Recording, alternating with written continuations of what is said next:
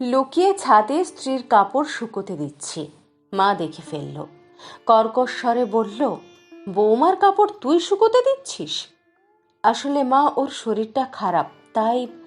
শরীর খারাপ তাহলে কাপড় ধুয়েছে কে? মাথা নিচু করে বললাম, আমি। বৌমা তোর দ্বারায় কাপড় ধুইয়ে দিল? কি এমন শরীর খারাপ যে স্বামীকে কাপড় ধুতে হয়?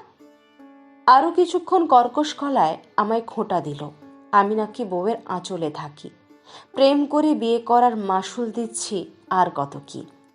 মায়ের কথার কোনো জবাব দিলাম না। সিঁড়িতে দাঁড়িয়ে আমার স্ত্রী মায়ের সব কথা শুনছিল, সেটা লক্ষ্য করিনি। ঘরে আসতে স্ত্রী বলল, মা ওভাবে বলল আর তুমি চুপ করেছিলে? মা ঠিকই বলেছে, আমায় বিয়ে করে তুমি সত্যিই ঠকেছ। তুমি নিজেও তো ঠকেছ।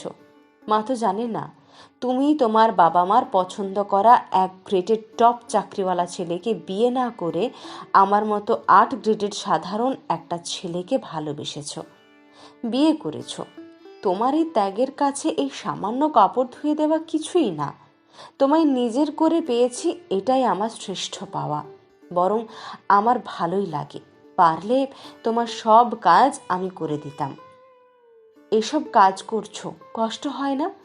না, বরং তোমায় না পেলে কষ্ট পেতাম। তোমায় পাওয়ার সাথে সাথে কষ্ট হারিয়ে ফেলেছি।